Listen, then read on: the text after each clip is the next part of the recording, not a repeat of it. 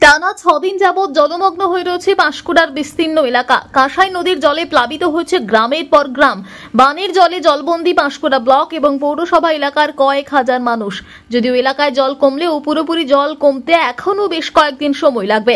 তবে নিম্নচাপের প্রভাব পড়তে শুরু করেছে। বন্যার জল কমলেও এখনো বানভাসীদের ত্রাণ নিয়ে বিস্তর অভিযোগ। সরকারি সাহায্যের পাশাপাশি বিভিন্ন বেসরকারি সংস্থাও হাত লাগিয়েছেন বন্যার্ত মানুষদের ত্রাণ সাহায্যে। পাশাপাশি রাজ্যের বিরোধী দলনেতা শুভেন্দু অধিকারীর পক্ষ থেকেও বানভাসীদের জন্য ব্যাপক পরিমাণ ত্রাণ সাহায্যের তুলে দেওয়া হয়েছে। ত্রাণের পাশাপাশি রান্না করা খাবারও পৌঁছে দেওয়া হচ্ছে পাঁশকুড়া এলাকার একাধিক গ্রামে। স্থানীয় বিজেপি নেতৃত্বদের মাধ্যম দিয়ে প্রতিদিন রান্না করা খাবার পাঁশকুড়া ব্লক এলাকার একাধিক এলাকায় পৌঁছে দেওয়া হচ্ছে।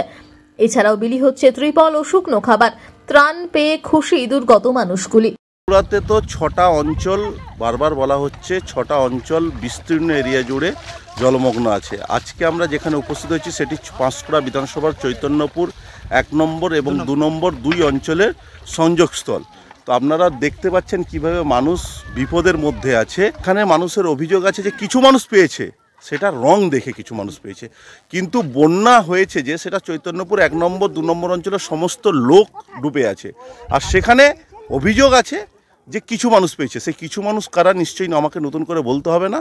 আর সর্বোপরি বলি, মাননীয় শুভেন্দু অধিকারী মহাশয়ের নেতৃত্বে আমরা দুপুরের খাওয়ার, কিছু শুকনো খাওয়ার, কিছু তিরপল এনেছি।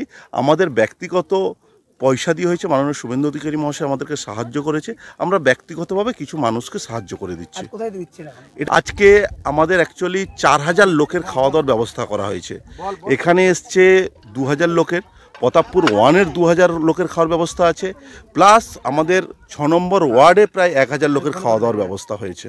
প্রায় 700 তিরপল বিতরণ করছি, শুকনো খাবার বিতরণ করছি আমরা অ্যাপ্রক্স 1000 লোকের, এবং বাচ্চাদের দুধ এবং বিস্কুট, এবং এছাড়াও আমরা কিছু পানীয় জল, প্রায় আজকে আমরা 50,000 পানীয় জলের পাউচ আমরা বিতরণ করছি। না না, আজকেই পেলাম। বাড়িতে ওই তো 1 কমা। হ্যাঁ, এই ওই বাড়ির সামনেটাই যা হোক আর কি। না না, কোনো সাহায্য পাইনি। না না, কোনো নেতার মুখ দেখতে পাইনি। 4-5 দিন না, সাহায্য কিছু আজকেই পেলাম আর কালকে। আর আজকে বিজেপি থেকে।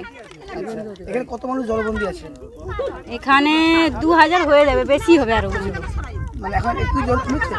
হ্যাঁ, কাল থেকে মানে আজ 2-3 দিন জল একটু কমেছে। পূর্ব মেদিনীপুর থেকে নিজস্ব প্রতিনিধির রিপোর্ট, টিভি নিউজ 10। সুলভে সঠিক চিকিৎসার একমাত্র প্রতিষ্ঠান বিবেকানন্দ হসপিটাল। 24 ঘন্টা emergency service, blood bank, trauma care. আপনাদের সেবায় আমরা তৎপর।